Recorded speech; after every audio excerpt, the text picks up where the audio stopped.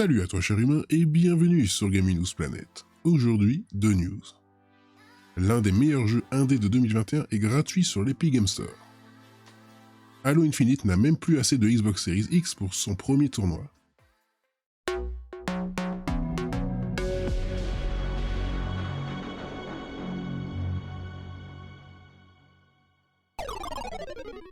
On se retrouve sur Jeux Vidéo Live.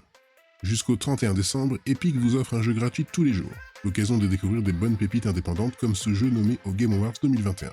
Le roguelite de Devolver Digital, considéré par beaucoup comme l'un des meilleurs jeux indés de cette année 2021, Loop Hero, est le nouveau jeu gratuit de l'Epic Game Store. Sorti en mars 2021, il avait été nommé dans la liste des meilleurs indés de l'année par les Game Awards. C'était d'ailleurs lui qui avait reçu le prix très prestigieux des GOTY Devolver 2020, remis des mains de Devolver et qui récompensait le meilleur jeu Devolver par Devolver. Oui bon, vous avez compris, c'était un gros troll. N'empêche, si vous voulez explorer ce jeu à l'ambiance années 80, où votre héros est bloqué dans une boucle temporelle maléfique qui l'oblige à reconstruire son monde, direction l'Epic Game Store jusqu'au 21 décembre à 17h. Pendant les fêtes, vous pourrez obtenir un nouveau jeu chaque jour, et ce jusqu'au 31 décembre.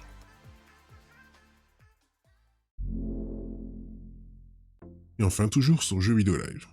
La pénurie de composants continue de frapper le monde et oblige même les Halo Championship Series à se dérouler sur des kits de développement de la console de Microsoft. Là, on ne sait plus, Covid-19 ne nous lâche pas la grappe et continue de mettre du sable dans les rouages de l'industrie, du monde entier même. Dans tout ce bazar, la pénurie de composants continue de faire du mal au marché du hardware, console ou matériel PC, à tel point que Microsoft n'a même plus de console Series X dans ses réserves. Du coup, c'est le tout premier tournoi officiel de Halo Infinite qui en a fait les frais et qui a dû se dérouler sur des kits initialement prévus pour le développement.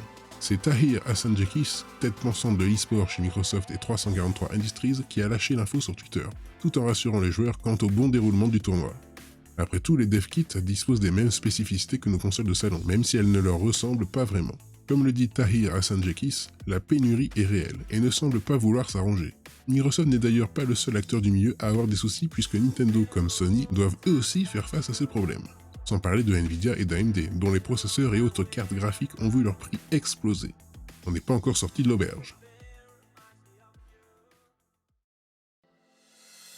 Et voilà, c'est la fin de cette vidéo, j'espère qu'elle t'aura plu. Si c'est le cas, n'oublie pas de t'abonner, d'activer la cloche, de mettre un like et de me suivre sur Twitter.